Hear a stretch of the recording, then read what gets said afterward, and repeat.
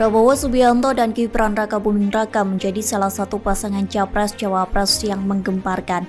Pasalnya Gibran yang merupakan kader PDIP justru memilih pinangan Prabowo dalam Pilpres 2024. Meski mengejutkan, namun kedekatan Prabowo-Gibran sudah terendus sejak lama, terlebih saat Prabowo berkunjung ke Solo dan disambut hangat oleh Gibran. Adapun pertemuan tersebut terjadi di Angkringan Oma Semar Solo pada 19 Mei 2023 malam. Keduanya pun bertemu dengan relawan pendukung Jokowi Gibran di Solo. Buntut pertemuan tersebut, PDIP memanggil Gibran agar menghadap ke Jakarta pada Senin 22 Mei 2023. Saat itu Gibran dikenakan sanksi lantaran melakukan pertemuan tertutup dengan Prabowo Subianto. Namun tak dijelaskan secara detail terkait sanksi tersebut.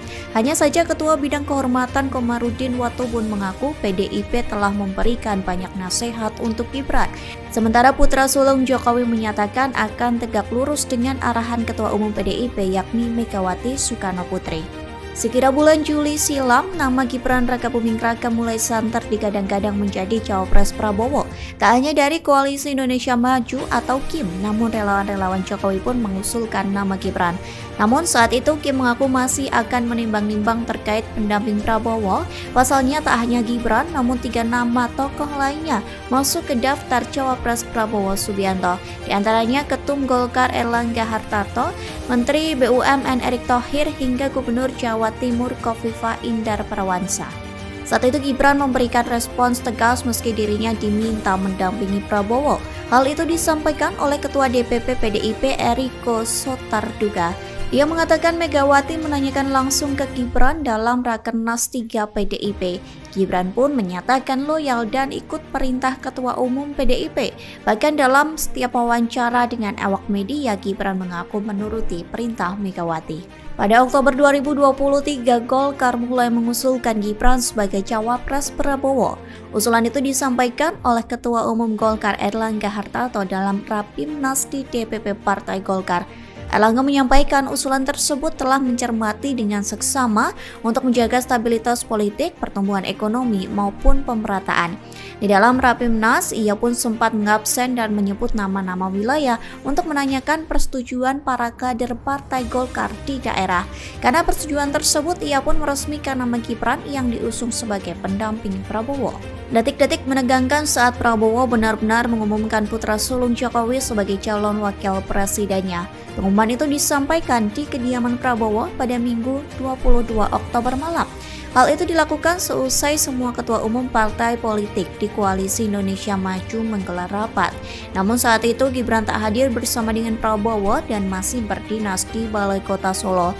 Gibran pun mengaku tak datang lantaran harus menyelesaikan tugas dan tanggung jawab di kota yang dipimpinnya. Sehari sebelum pendaftaran di KPU, Prabowo dan Gibran pertama kali mendeklarasikan diri sebagai capres dan cawapres. Dalam pidatonya, Gibran menyampaikan agar Prabowo tenang lantaran dirinya sudah ada di sana. Pernyataan itu menghebohkan jajaran ketua umum partai politik anggota KIM, para pendukung hingga simpatisan. Kemudian Gibran mengaku akan melanjutkan dan menyempurnakan program-program pemerintah saat ini. Selesai acara tersebut, barulah pada Rabu 25 Oktober Prabowo Gibran mendaftar ke KPU menggunakan kemeja berwarna biru muda. Perjalanan Gibran sebagai cawapres Prabowo tak berjalan dengan mulus. Ia pun menuai banyak kritik dan cacian dari berbagai pihak lantaran dianggap memiliki privilege sebagai anak presiden. Pasalnya Gibran dianggap membangkang dari PDIP saat memutuskan menjadi cawapres Prabowo. Namun sejatinya status Gibran belum jelas lantaran hingga saat ini PDIP belum secara resmi memecat putra Jokowi. Kemudian beberapa pihak melayangkan gugatan terkait usia capres-cawapres. Pemohon meminta agar hanya gubernur atau wakil gubernur yang bisa maju capres-cawapres sebelum berusia 40 tahun. Lantas Hakim MK yakni Anwar Usman yang merupakan paman Gibran membacakan pengumuman putusan pada 16 Oktober 2023. Saat itu Anwar Usman mengabulkan cawapres berusia di bawah 40 tahun dengan pengalaman sebagai pemimpin daerah. Namun memang dalam keputusan tersebut hanya 3 hakim yang setuju di antara 5 hakim MK. Dengan keputusan Anwar Usman, Gibran yang berusia 36 tahun mendapat tiket melenggang menjadi cawapres Prabowo. Tak hanya cawapres, berbagai pihak pun menggugat batas usia capres maksimal 70 tahun. Namun Anwar Usman menolak gugatan tersebut sehingga Prabowo bisa mencalonkan diri sebagai capres. Tentu saja keputusan tersebut membuat publik bertanya-tanya seolah ada permainan terhadap keputusan MK. Terlebih Anwar Usman merupakan paman dari Gibran. Selesai diadakan penyelidikan, Ketua MK Jimli menyatakan Anwar Usman terbukti bersalah dalam memutuskan perkara batas usia capres-cawapres. Jimli pun mengumpulkan berbagai bukti mulai dari rekaman CCTV, surat menyurat, keterangan ahli hingga saksi. Lantas pada 7 November MK memberhentikan Anwar Usman secara tidak hormat sebagai hakim MK. Anwar Usman tidak berhak mencalonkan diri atau dicalonkan sebagai pimpinan MK sampai masa jabatannya berakhir. Lantas santer isu yang mengatakan debat cawapres akan dihapuskan. Kondisi ini dibuat untuk mengamankan Gibran yang dianggap kurang pengalaman dibanding dua lawannya. KPU menegaskan tidak menghapus namun mengubah format debat capres-cawapres. Adapun format baru itu yakni debat pilpres diadakan selama 5 kali dihadiri oleh capres-cawapres. Dengan format baru ini diharapkan pemilih dapat melihat sejauh mana kerja masing-masing pasangan.